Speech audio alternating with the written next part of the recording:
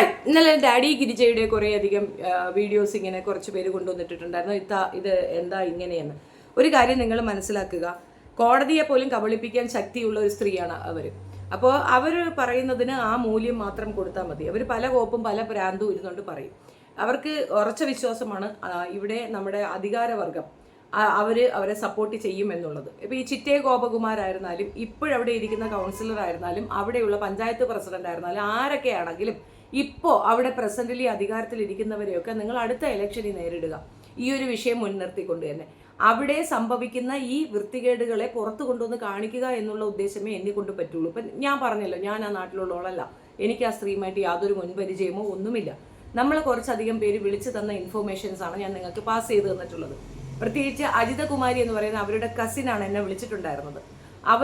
അവരുടെ ഇപ്പോഴുള്ള ഒരു കുടുമിയായി ഉണ്ടല്ലോ, കുടുമിയെ കെട്ടിയിട്ടുണ്ടായിരുന്നല്ലോ, അയാളിപ്പോൾ എങ്ങും കാണാനില്ല, കഴിഞ്ഞു കാണും. ഇത് പ്രോഗ്രാം കഴിഞ്ഞ് ഇനിയിപ്പോൾ അയാൾക്ക് പൊടിതട്ടി പോകാമായിരിക്കും. കുടുമിയുമായിട്ടുള്ള ഒരു പണ ഇടപാട്, ആ വിഷയമാണ് ഞാൻ സംസാരിച്ചിട്ടുള്ളത്. അതിപ്പോൾ ഞാൻ പണം ചോദിച്ചു എന്ന ഒരു ലെവലിലേക്ക് അവർ മാറ്റിയെടുത്തിട്ടുണ്ട്. ആടിനെ പട്ടിയാക്കാൻ കഴിവുള്ള സ്ത്രീക്ക് അതും അതിനപ്പുറവും പറയാൻ പറ്റുമെന്നുള്ളത് വസ്തുത. 2 ലക്ഷം രൂപ ചോദിച്ചിട്ട് തരാത്തത് കൊണ്ടാണ് ഞാൻ അവർക്കെതിരെ നിന്നതെന്നാണ് പറയുന്നത്. ഒരിക്കലുമല്ല. ഞാൻ ആദ്യം അവർക്ക് വേണ്ടി വീഡിയോ ചെയ്ത ആളാണ്. ആ വ്യക്തിയെ നിങ്ങൾ ഓരോരുത്തരും വിശ്വസിക്കുന്നത് പോലെയും ഞാനും വിശ്വസിച്ചിരുന്നു. വളരെ ഗ്രേറ്റ് ലേഡിയാണെന്ന് സത്യത്തിൽ ഞാൻ വിശ്വസിച്ചിരുന്നു. അത് മാത്രവുമല്ല, ആ വയസ്സിൽ ഒരു വിവാഹം, അതിപ്പോൾ പറഞ്ഞല്ലോ, ഞാനും ഒക്കെ വിധവയാണ്. അപ്പോൾ ഭർത്താവ് മറ്റൊരാളെ സെലക്ട് ചെയ്യുന്നതിനെ പറ്റി പലരും പറയുന്നത് കേൾക്കുമ്പോൾ നമുക്കൊരു കൗതുകമൊക്കെ തോന്നാറുണ്ട്. അതിനെ എതിർക്കുന്നവരോട് ഒരു വലിയ ദേഷ്യവും തോന്നാറുണ്ട്. സ്വാഭാവികമായി അവരെ എതിർത്തവരോടൊക്കെ എനിക്ക് തോന്നിയ ഒരു ദേഷ്യം അതിനെ റിലേറ്റ് ചെയ്തിട്ടാണ്. നമ്മൾ രണ്ടാമതൊരു വിവാഹം കഴിക്കുന്നൊന്നും ഒരു തെറ്റൊന്നും അല്ല എന്ന ഒരു ടൈം തന്നെയാണ് എനിക്കുള്ളത്. അപ്പോൾ അതും എല്ലാം കൂടെ റിലേറ്റ് ചെയ്ത് ഞാൻ വളരെ വളരെ നന്നായി തന്നെയാണ് അവരെ സപ്പോർട്ട് ചെയ്തിട്ടുണ്ടായിരുന്നത്. ആ സപ്പോർട്ട് കൊണ്ടാണ് ഞാൻ അവരോട് മൗനം അവലംബിച്ചത്. അവർക്കെതിരെ ഇങ്ങനെ ഒരു അലിഗേഷൻ വന്നപ്പോൾ അതിനെ വിശ്വസിക്കാൻ തയ്യാറാകാതിരുന്നതാണ്. ഇനി എനിക്ക് അവരെ കൊടുക്കാനാണെങ്കിൽ ആദ്യം അവർക്കെതിരെ ഒരു വീഡിയോ ആണ് ചെയ്യുക. അവരെ വിളിക്കേണ്ട ആവശ്യമൊന്നുമില്ല. ഒരു വീഡിയോ ചെയ്യും. ആ വീഡിയോയ്ക്ക് അവരെന്നെ കോൺടാക്ട് ചെയ്യും. ആ കോൺടാക്റ്റിൽ ഞാൻ അവരോട് കാര്യം പറയും. ഈ വീഡിയോ റിമൂവ് ചെയ്യാൻ എനിക്കൊരു എമൗണ്ട് ചോദിക്കാം. അല്ലാച്ചാൽ ഞാൻ ഇനി ഇത് ചെയ്യാതിരിക്കാൻ എനിക്കൊരു എമൗണ്ട് ചോദിക്കാം. അങ്ങനെയൊന്നും അല്ല ഉണ്ടായിട്ടുള്ളത്. ഞാൻ അവർക്ക് സപ്പോർട്ടീവായിട്ടാണ് ആദ്യം വീഡിയോ ചെയ്തിട്ടുള്ളത്. സപ്പോർട്ട് ചെയ്ത ഒരു യൂട്യൂബർ പിന്നെ പണം ചോദിക്കുന്നത് എന്തിനാണ്, എന്തടിസ്ഥാനത്തിലാണ്? ഒരിക്കലുമല്ല. ഈ പറഞ്ഞ വിഷയം ഞാൻ വിശ്വസിക്കുന്നില്ല. നിങ്ങൾക്ക് താല്പര്യമുണ്ടോ, നിങ്ങൾക്ക് സംസാരിക്കാൻ ഇഷ്ടമുണ്ടോ, അവർ ആ പൈസ കൊടുത്ത് ഒതുക്കിക്കൂടെ, അറ്റ്ലീസ്റ്റ് അവരോടൊന്ന് സംസാരിച്ചുകൂടെ എന്ന് ചോദിച്ചതിന് അവർ വളരെ മോശമായിട്ടാണ് എന്നോട് ബിഹേവ് ചെയ്തിട്ടുണ്ടായിരുന്നത്. പിന്നെ റെക്കോർഡ് കാണിക്കുന്നുണ്ട്. ഹലോ സ്ത്രീയെ, സ്വന്തം സ്ഥാപനത്തിൽ നടന്ന ഒരു വിഷയം, അതിനെ ചുറ്റിപ്പറ്റി നടന്ന വളരെ വലിയൊരു അലിഗേഷൻ, അതിനോട് അനുബന്ധിച്ച് CWC ഇടപെട്ട് കുട്ടികളെ അവിടുന്ന് മാറ്റുക വരെ ചെയ്തു. കുഞ്ഞുങ്ങളിൽ ഒരാൾ മൊഴി വരെ കൊടുത്തു.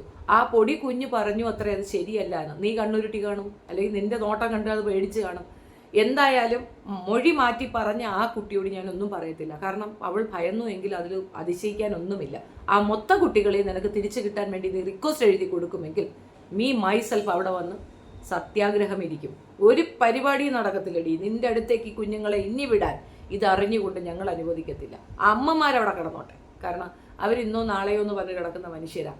അവരെ രക്ഷിക്കാൻ അവർക്ക് മാത്രമേ സാധിക്കുമായിരുന്നുള്ളൂ. അവരതിന് മുൻകൈ എടുക്കാത്തടത്ത് അവരത് അനുഭവിക്കാൻ ബാധ്യസ്ഥരാണ്. അനുഭവിച്ചോട്ടെ.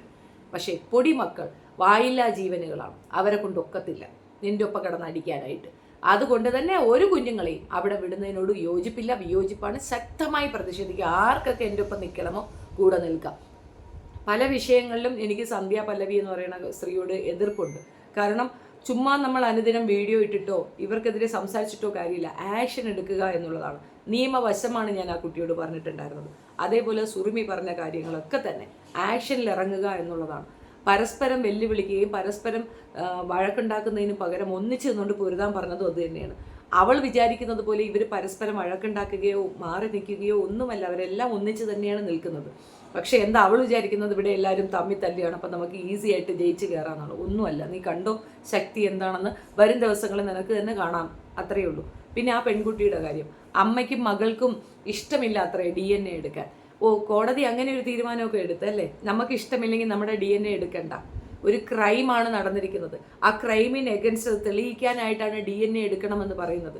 അത് എടുക്കാൻ അമ്മയ്ക്കും മകൾക്കും ഇഷ്ടമല്ല എന്ന് പറഞ്ഞ് കോടതി തള്ളിയാൽ, ഇവിടെ കീഴ്ക്കോടതി മാത്രമല്ല മേൽക്കോടതിയുമുണ്ട്, മുകളിലോട്ട് കോടതി ഉണ്ട് എന്നാ പറഞ്ഞത്. അത് തീർച്ചയായിട്ടും അതിന് തുടർ നടപടികൾ ഉണ്ടാകും. ഒരു കാര്യം കൂടെ പറയാം. ഇവിടുത്തെ പ്രതിപക്ഷം ശക്തമല്ല എന്നുള്ളതിൻ്റെ ഏറ്റവും നല്ല ഉദാഹരണമാണ് ഈ വൃത്തികേട് ഭരണപക്ഷം കാണിക്കുമ്പോഴും പ്രതിപക്ഷം മൗനമായി ഇത് അനുഭവിച്ചു കൊടുക്കുന്നത്. അല്ലെങ്കിൽ ഈ പറയുന്ന പ്രതിപക്ഷം ഇവളുടെ പറ്റുപടിക്കാരായിരിക്കണം. നമ്മൾ പലപ്പോഴും എൻ്റെ കമൻറ്റ് ബോക്സിൽ ഉടനീളം വരുന്ന ഒരു കാര്യം എന്തെന്ന് പറഞ്ഞു കഴിഞ്ഞാൽ, നീതി നിഷേധം നടക്കുന്നുണ്ട്, ഇവിടെ നീതി നിഷേധം നടക്കുന്നുണ്ട്.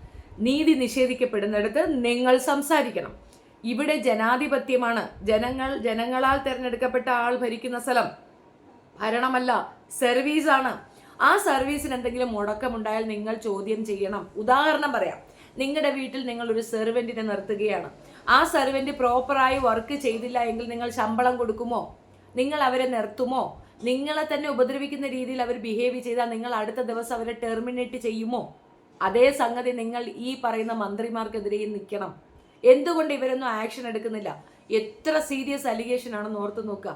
ഇവൾ എല്ലാവർക്കെതിരെയും കേസ് കൊടുത്തു എന്ന് പറഞ്ഞു. FIR ഒന്ന് കാണിക്കാമോ? ഇവർ കൊടുത്ത കേസിൽ FIR ഇട്ടിട്ടുണ്ടോ? അങ്ങനെ എന്തെങ്കിലും ഒരു രേഖ നിങ്ങൾക്ക് കാണിക്കാൻ പറ്റുമോ? ആർക്കെതിരെയാണ് കേസ്? എന്താണ് കേസ്? പെൺകുട്ടി, അനുഭവസ്ഥ ഒരു പെൺകുട്ടി എൻ്റെ ഒപ്പം വന്ന് നിൽക്കുന്നുണ്ട്. ആ കുട്ടി ഇന്നലെ വന്ന് ആ ദിവസം തൊട്ട് അപ്സെറ്റാണ്. ചേച്ചി എന്തോ സംഭവിക്കാൻ പോകുന്ന എനിക്ക് പേടിയാകണമെന്നാണ് പറയുന്നത്. എന്തിനു പേടിക്കണം? എന്താ വെള്ളരിക്കാൻ പറ്റണോ? ഒരു നൊണ്ണയും ഇല്ല, ഒരു ഞൊട്ടലും നടക്കത്തില്ല. പക്ഷെ ഒരു കാര്യം പറയാം, ഒരു പൈസ ഒരാളും കൊടുക്കരുതെന്ന് പറഞ്ഞാൽ കൊടുക്കരുത്. അവൾ ആ ജോലി ചെയ്ത് തൊഴിലുറപ്പിന് പോയി ആ പൈസ കൊണ്ടുവന്ന് ആ അമ്മമാർക്ക് ചാപ്പാട് കൊടുക്കട്ടെ. അങ്ങനെ ചെയ്താൽ അവൾ വ്യക്തിത്വമുള്ളവൾ. അവളുടെ മകൻ തൊഴിലിന് പോകട്ടെ, ചുമടെടുക്കാൻ പോട്ടെ, പോയി പൈസ കൊണ്ടുവന്ന് അവർക്ക് കൊടുക്കട്ടെ. അല്ലാതെ ഇതൊരു ബിസിനസ് അല്ല. ഇതൊരു ബിസിനസ്സായിട്ട് നമ്മൾ വകവെച്ച് കൊടുക്കരുത്. ജനങ്ങളാണ് ഇടപെടേണ്ടത്. ആ നാട്ടിലെ ഭൂരിപക്ഷം ആളുകളും വന്ന് പറഞ്ഞു, അവിടെ ഇങ്ങനെ ഒരു പ്രശ്നമുണ്ട്, അത് ശരിയല്ല, ശരി നടപടിയല്ല, അവിടുന്ന് ദുർഗന്ധം വരുന്നുണ്ട്, നിലവിളി ശബ്ദം കേൾക്കുന്നുണ്ട്. ഇതിൽ കൂടുതൽ മനുഷ്യരെങ്ങനെ പറയണം? ഞങ്ങൾ എന്താ ചെയ്യേണ്ടത്? നിങ്ങൾ അഭിപ്രായം പറയൂ.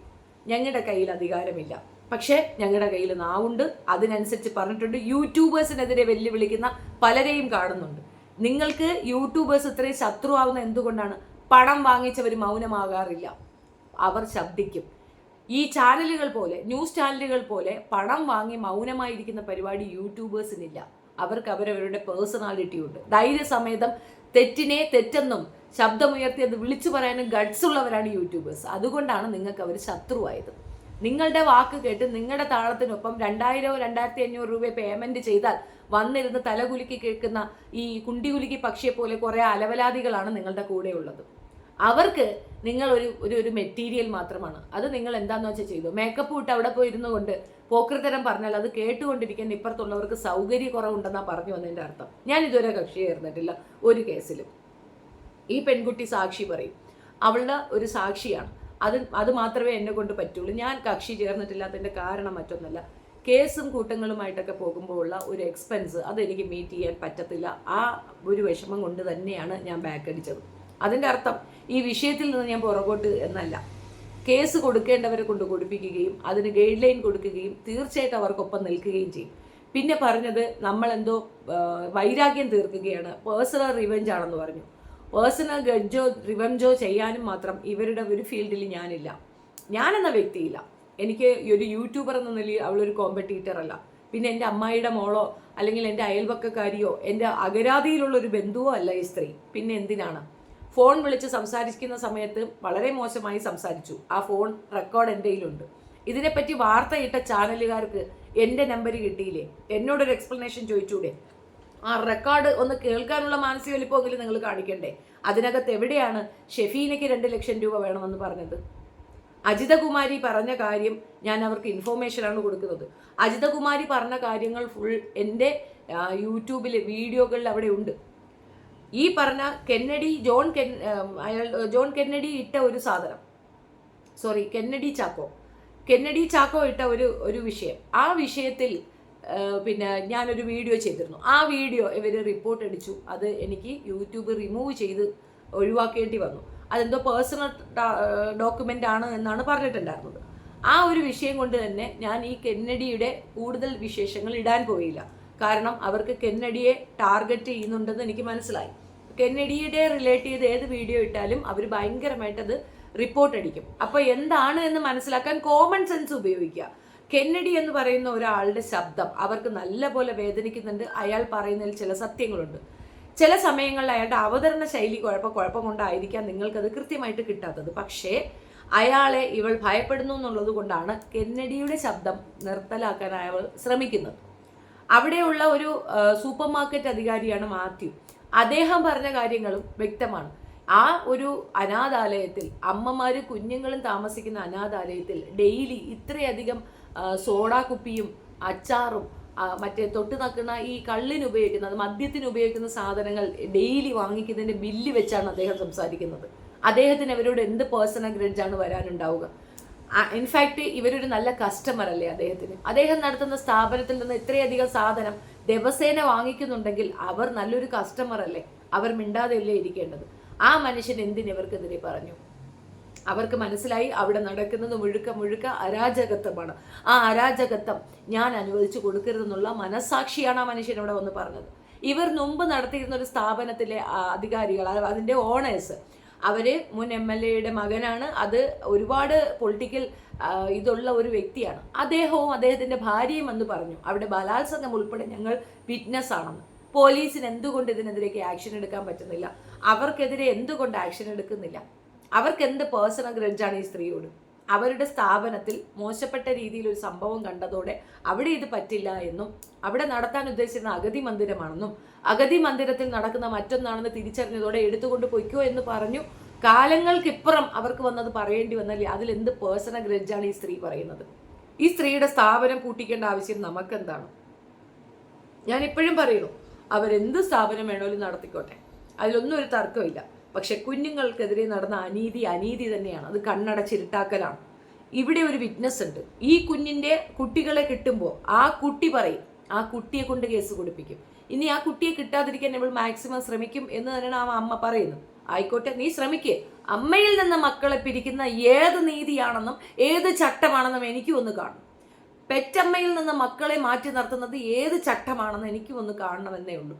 ശരിയാണ്, CWC ആയിരുന്നാലും ഇവിടുത്തെ അധികാരി വർഗങ്ങളോടായിരുന്നാലും ചില അനീതി കാണുമ്പോൾ നമ്മൾ ശബ്ദിച്ചു പോകും. അതിനകത്ത് ഒരുപാട് റിസ്ക് ഉണ്ടാകും. ആ റിസ്ക് നമ്മൾ ഫേസ് ചെയ്യാൻ തയ്യാറുമാണ്. അനാവശ്യമായ അലിഗേഷൻസും അനാവശ്യമായ നരേഷനും കൊണ്ടൊന്നും അടിച്ചു തോൽപ്പിക്കാൻ പറ്റുന്ന ആളല്ല ഇപ്പുറത്തുള്ളതെന്നുള്ള ചെറിയ ബോധമെങ്കിലും ആ മന്ദബുദ്ധിക്ക് വേണമായിരുന്നു. പിന്നെ മന്ദബുദ്ധിയോടാണ്, നിന്റെ 2 ലക്ഷം കുണുവ കിട്ടുമ്പോൾ നിന്റെ ജെട്ടിക്കടിയിൽ വന്നിരിക്കുന്ന ആൾക്കാരുണ്ടാകും. അങ്ങ് ആ കൂട്ടത്തിൽ ഞങ്ങളെ പെടുത്തണ്ട. അത് നടക്കുന്ന കേസല്ല. 2 കോടി വെച്ച് നീട്ടിയാലും അങ്ങനെ ആ പണത്തിന് വേണ്ടിയിട്ട് നീ പറയുന്നതെല്ലാം കേൾക്കാൻ റാൻ മൂളാനും ചിലപ്പോൾ നിനക്ക് ചില സർക്കാർ ഉദ്യോഗസ്ഥരെ കിട്ടുമായിരിക്കും. കൃത്യമായി അവരെ കയ്യോടെ പൊക്കുന്ന ദിവസം സർക്കാരിൽ നിന്നുള്ള അവരുടെ അലവൻസ് ഞങ്ങളങ്ങ് കട്ട് ചെയ്യും. അതിനുള്ള ആരോഗ്യമുള്ളവരുണ്ട്. ഈ ഒരു വിഷയത്തിൽ ഈ പറയുന്ന പ്രതിപക്ഷവും ഭരണപക്ഷവും മറ്റൊരു പക്ഷവും എല്ലാം ഇവക്കൊപ്പമാണ്. ഇത്തരക്കാർക്ക് പ്രത്യേകിച്ച് രാഷ്ട്രീയം ഉണ്ടാവത്തില്ല. അവർക്ക് ഒറ്റ പക്ഷമേ ഉള്ളൂ, പണം വെച്ചിട്ടുള്ള അവരുടെ ഈ ക്രിമിനൽ പക്ഷം. ആ ക്രിമിനൽ പശ്ചാത്തലവും പക്ഷവും അത് നേരെ ചെവിയെ കൊണ്ടുപോകാനുള്ള ഈ ഒരു ഓട്ടം ഉണ്ടല്ലോ, അത് അനുവദിച്ചു കൊടുക്കാൻ ബുദ്ധിമുട്ടുണ്ടെന്നാണ് ഞാൻ പറഞ്ഞത്. എനിക്കൊരു കാര്യത്തിൽ സമാധാനമുണ്ട്, പൊതുസമൂഹത്തിന് മനസ്സിലായിട്ടുണ്ട് നമ്മൾ എന്താ പറഞ്ഞതെന്ന്. നിങ്ങൾക്ക് വിശ്വാസമാകുന്ന രീതിയിലുള്ള എന്ത് എവിഡൻസും ഞാൻ എവിടെ വേണമെങ്കിലും സബ്മിറ്റ് ചെയ്യാൻ തയ്യാറാണ്. ഈ പെൺകുട്ടിയുടെ ഐഡന്റിറ്റി ഞാൻ ഇതുവരെ റിവീൽ ചെയ്യാതെ വെച്ചിരുന്നതിൻ്റെ കാരണം അതാണ്. എങ്ങനെ വേണമെങ്കിലും ബ്രെയിൻ വാഷ് ചെയ്യപ്പെടാം എന്നുള്ള പൂർണ്ണ ബോധ്യം എനിക്കുള്ളത് കൊണ്ട് തന്നെയാണ് പലരും ചോദിച്ചിട്ട് ഞാൻ ഇവളുടെ നമ്പരോ ഡീറ്റെയിലോ കൊടുക്കാതിരുന്നത്. ഇത് ഭയങ്കര റെവല്യൂഷണറി സംഗതിയായിട്ട് അങ്ങനെ പബ്ലിക്ക് കിടക്കണം എന്നുള്ളതല്ല എൻ്റെ ആവശ്യം. ആ കുട്ടിക്ക് ആ കുട്ടിയുടെ മക്കളെ കിട്ടണം. മാത്രവുമല്ല ആ കുഞ്ഞൊരു പ്രൈം വിറ്റ്നസ്സാണ്. ആ കുട്ടി പറയുവടി, ആ കുട്ടിക്ക് പേടിയാവത്തില്ല. നീ ഏത് മുറിക്കകത്തിട്ട് അടിച്ചു എന്നുള്ളത് ആ കുട്ടി പറയും. അതേപോലെ ഈ അമ്മയെ നീ അടിച്ചിട്ടുണ്ട്, ഈ ഈ ഈ പറയുന്ന ഗൗപികയ്ക്കും അടി കിട്ടിയിട്ടുണ്ട്, നല്ല പോലെ സ്ത്രീ അടിച്ചിട്ടുണ്ട്. ഇവളുടെ റൂമിലേക്ക് ജാരൻ വന്നത് കണ്ടു എന്നൊരൊറ്റ കുറ്റം കൊണ്ടാണ് ആ കുട്ടിക്ക് അടി കൊണ്ടത്. നിനക്ക് ജാരനെ കൂട്ടിയിട്ട് വന്ന് എന്ത് പരിപാടിയും നടത്താം, അത് കണ്ടു പറയുന്നവരൊക്കെ കുഴപ്പമോ? അതൊരു പ്രത്യേകതരം കുഴപ്പമാണല്ലോ. ഒന്നും പറയാനില്ല. ഇപ്പോൾ ഈ വിഷയത്തിൽ എൻ്റെ ഒരു എക്സ്പ്ലനേഷൻ പറയണമെന്ന് പറഞ്ഞത് കൊണ്ട് ഞാനൊരു എക്സ്പ്ലനേഷൻ ഇട്ടതാണ്. വീഡിയോയും വാർത്തയൊക്കെ ഞാൻ കണ്ടു. നടുവിരൽ നമസ്കാരം എന്നല്ല വേറെ ഒന്നും എനിക്ക് പറയാനില്ല. കാരണം ഇതിനു മുമ്പ് കെന്നഡി ചാക്കോ നടത്തിയ വാർത്താ സമ്മേളനത്തിന് അത്യാവശ്യം അക്സെപ്റ്റൻസ് കൊടുക്കാതെ ഇവളുടേതിന് മാത്രം ഒരു അക്സെപ്റ്റൻസ് കൊടുത്തിട്ടുണ്ടെങ്കിൽ ആരുടെ കയ്യിൽ നിന്ന് പൈസ വാങ്ങിയെന്നും ആർക്കൊക്കെ പൈസ കൊടുത്തവൾ വലവീശി പിടിച്ചു എന്നും കിണിച്ചുകൊണ്ട് പറയുന്നത് മനസ്സിലാകാം. ഒരു മനുഷ്യനെ കിട്ടാവുന്നതിൻ്റെ മാക്സിമം വൃത്തികെട്ട ഒരു ബാക്ക്ഗ്രൗണ്ടുള്ള നീ ആ മാക്സിമത്തിൽ നിനക്ക് കിട്ടിയിട്ടുമുണ്ട് നിന്റെ കുഞ്ഞുങ്ങളുടെ രൂപത്തിൽ. എന്നിട്ട് നീ പഠിച്ചിട്ടില്ല, നീ വീണ്ടും തോന്നിവാസമാണ് ഉദ്ദേശിക്കുന്നതെങ്കിൽ നിനക്ക് ഈ ബിസിനസ്സിൽ നിന്ന് കിട്ടുന്ന നല്ല സൂപ്പർ മണി, ആ പൈസയ്ക്ക് വേണ്ടിയിട്ടാണ് നീ ഇത് കാണിക്കുന്നതെങ്കിൽ ഇനി അത് അനുവദിച്ച് തരാൻ ബുദ്ധിമുട്ടുണ്ട്. ഇവൾക്ക് പൈസ കൊടുക്കരുത് എന്നുള്ളത് റിക്വസ്റ്റാണ്, ബാക്കി നിങ്ങളുടെ ഇഷ്ടം. അന്നദാനം നിങ്ങൾ അമ്പലത്തിൽ നടത്തും.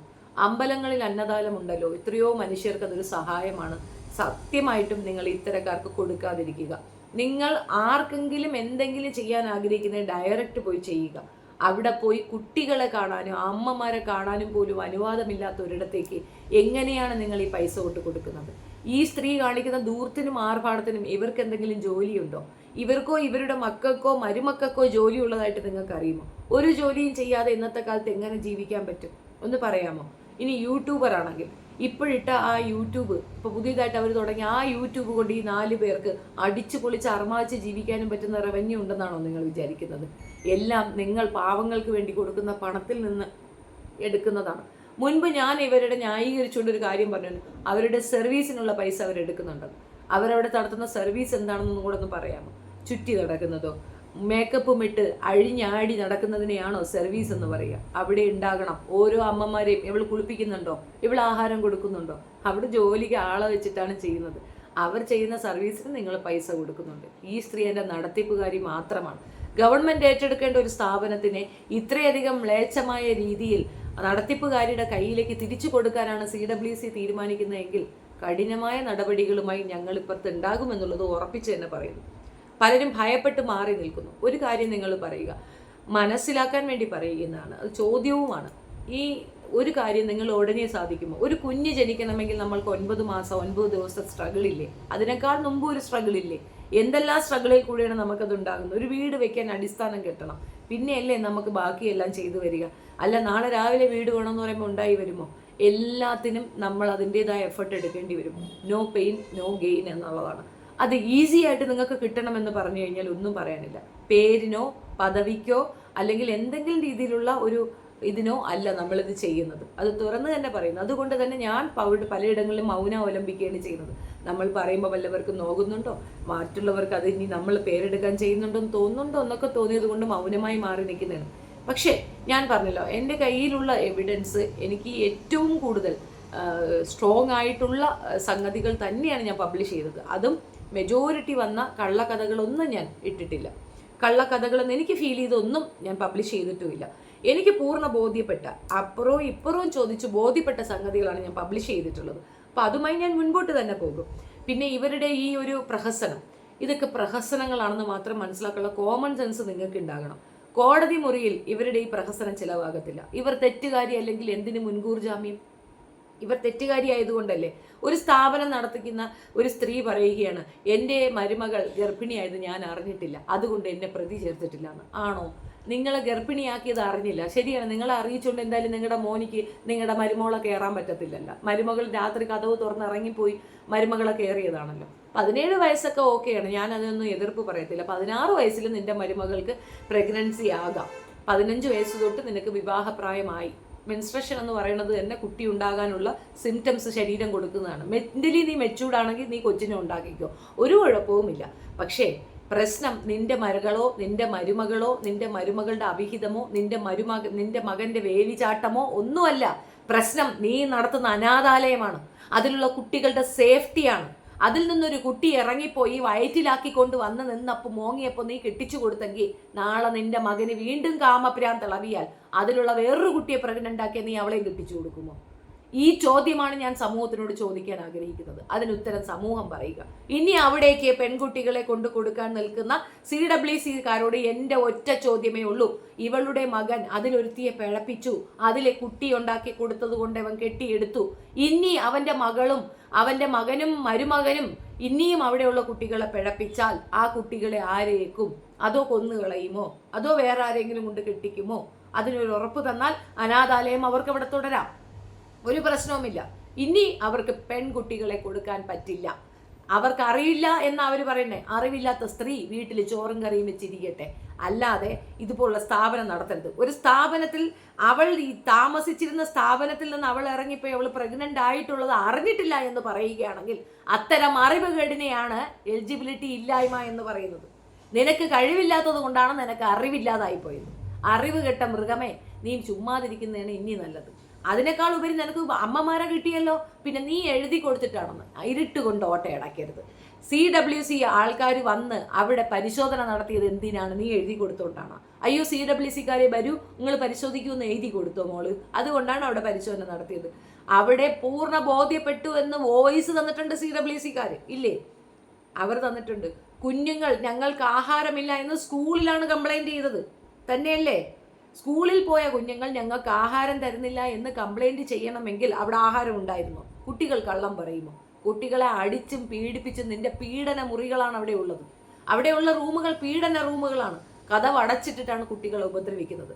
പ്രീമെച്യൂറായ ഒരു കുഞ്ഞിനെ അടിച്ചു എന്ന് അവളുടെ അമ്മ സാക്ഷി പറയുമ്പോൾ അതെടുക്കില്ല എന്ന് പറയുന്ന നിന്റെ ആ ധൈര്യമുണ്ടല്ലോ, നിയമത്തിനെ വെല്ലുവിളിച്ചുകൊണ്ടുള്ള നിന്റെ ആ ഇതുണ്ടല്ലോ, അതിന് നിനക്ക് നല്ല പേടയാ കിട്ടേണ്ടത്.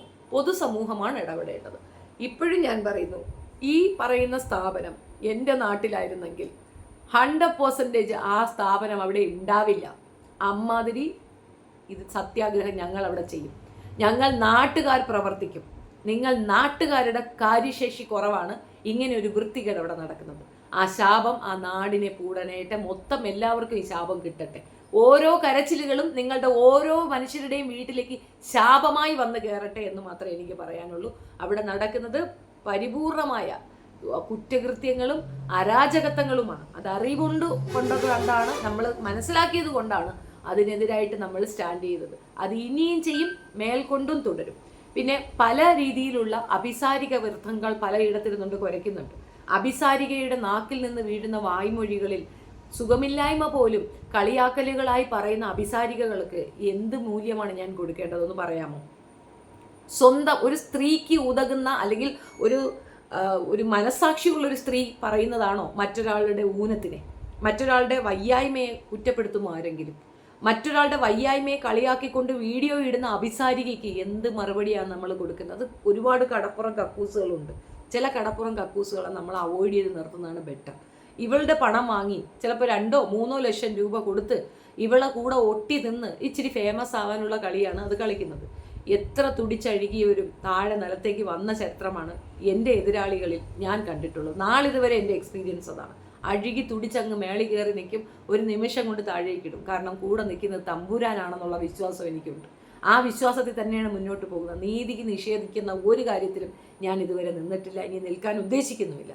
പിന്നെ ഫിനാൻഷ്യൽ ഇടപാടൊക്കെ പറയുന്ന കേൾക്കുമ്പോഴത്തേക്ക് എന്തെങ്കിലും ഇതുണ്ടാകുമെന്ന് പറഞ്ഞാൽ അത് കേൾക്കുന്ന ഏതെങ്കിലും ഒരാൾക്ക് ഞാനാണ് ആ 2 lakhs ചോദിച്ചതെന്ന് പറഞ്ഞു കഴിഞ്ഞാൽ അവർക്ക് അത്ര ബോധമേ ഉള്ളൂ എന്ന് ഞാൻ പറയും. അതിനപ്പുറം ഇതിനകത്ത് വലിയ എക്സ്പ്ലനേഷൻ ഒന്നും എൻ്റെ കയ്യിൽ നിന്ന് പ്രതീക്ഷിക്കേണ്ട. ഇനി ഒരു വിഷയം കൂടി ഉണ്ട്, ലാസ്റ്റ് ആൻഡ് ഫൈനൽ. ഇറങ്ങി നിൽക്കുന്ന ആൾക്കാരെ ത്രെട്ട് ചെയ്യുക, അവർക്ക് അവരെ കൊന്നുകളയുമെന്നോ അവരെ ഇല്ലാണ്ടാക്കുമെന്നൊക്കെ ഭീഷണിപ്പെടുത്തുക, ഇത്യാദി കർമ്മ കുൽസിത കൽസിതങ്ങളൊക്കെ നടത്തിയവരൊക്കെ കേട്ടവരൊക്കെ ഉണ്ട്. അവരോടും എനിക്ക് പറയാനുള്ളത് എന്തെന്നാൽ, അവരങ്ങനെ പറഞ്ഞിട്ടുണ്ടെങ്കിൽ നിങ്ങൾ അതിന് നിയമ നടപടി എടുക്കുകയാണ് വേണ്ടത്. സോഷ്യൽ മീഡിയയിൽ പറഞ്ഞാൽ ആരും നിങ്ങളെ സഹായിക്കില്ല. ഞാൻ സപ്പോർട്ട്, ഫുൾ സപ്പോർട്ട്, ഞാൻ കൂടെയുണ്ട് എന്നൊക്കെ പലരും പറയും. ഒരാൾ ഉണ്ടാവില്ല. നമ്മളൊരു കാര്യത്തിന് ഇനിഷ്യേറ്റീവ് എടുത്ത് ഇറങ്ങിയാൽ നമ്മൾ മാത്രമേ നമുക്കൊപ്പം ഉണ്ടാവൂ എന്നുള്ളൊരു തിരിച്ചറിവുണ്ടാകണം. ആ ധൈര്യമുള്ളവർ മാത്രം ഇത്തരം കാര്യങ്ങളിൽ ഇറങ്ങുക. ഇനിയിപ്പോൾ യൂട്യൂബേഴ്സൊന്നും ഇത് എടുക്കത്തില്ല, കാരണം അവരൊക്കെ ബിഗ് ബോസിൻ്റെ പിറകെയാണ്. ബിഗ് ബോസ് വന്നിട്ടുണ്ടല്ലോ, ഇനിയിപ്പോൾ അതിൻ്റെ പിറകെയാണ്. ആ ധൈര്യമായിരിക്കും ഭവതിയെ കൊണ്ട് ഇതൊക്കെ ഉണർത്തിച്ചതെന്ന് പറഞ്ഞാൽ ബിഗ് ബോസ് ഞാനങ്ങ് ഒഴിവാക്കും. നീയാണ് എൻ്റെ ബിഗ് ബോസ് എന്ന് ഞാനങ്ങ് ഇരിക്കും. അത്രയേ ഉള്ളൂ. ഡെയിലി ഒരു വീഡിയോ നിനക്ക് വേണ്ടി, അതെൻ്റെ വക dedication. Thank you so much. നിങ്ങളുടെ അഭിപ്രായം കമൻറ്റിൽ രേഖപ്പെടുത്തുക. വീഡിയോ ഇഷ്ടപ്പെടുകയാണെങ്കിൽ like, share and subscribe my channel. നിങ്ങളുടെ കമൻസ് സോ മച്ച് ഇമ്പോർട്ടൻസ്. എനിക്കത് അറിയണമെന്നുള്ളത് കൊണ്ടാണ് കമൻസ് ഇടാൻ പറയുന്നത്. പിന്നെ ഇതിനകത്ത് വന്ന് താളം ചവിട്ടുന്ന, മോശം എഴുതി വെക്കുന്ന കുറേ വൾഗർ കമൻസുകളുണ്ട്. അത് ഫിൽട്ടർ ചെയ്തിട്ട് നമുക്ക് മാത്രം കാണുന്ന രീതിയിലേക്കാണ് വരിക അത്തരം മോശം കമൻറ്റുകൾ. അതിനകത്ത് തറി, തുറി, തറി, പറയി എന്നൊക്കെ എഴുതി വെക്കാറുണ്ട്. നല്ലതാണ്. ഈ പറയുന്ന ഡാഡി ഗിരിജയുടെ സംസ്കാരം നിങ്ങൾ അവിടെ എഴുതി വെക്കുന്നത് ഞാൻ കാണുന്നുണ്ട്. നല്ല സന്തോഷം. പക്ഷേ ഞാനത് അപ്രൂവ് കൊടുക്കത്തില്ല. അത് അപ്രൂവ് കൊടുത്താൽ നിങ്ങളുടെ ആ സംസ്കാരം നാട്ടുകാരൂടെ കാണും. അത്തരം സംസ്കാര ശൂന്യത എൻ്റെ ടൈം ലൈനിൽ വരരുതെന്നുള്ള എൻ്റെ നിഷ്ഠ കൊണ്ടാണ് ഞാനത് പ്രൊഹിബിറ്റ് ചെയ്ത് വെച്ചിരിക്കുന്നത്. Thank you so much.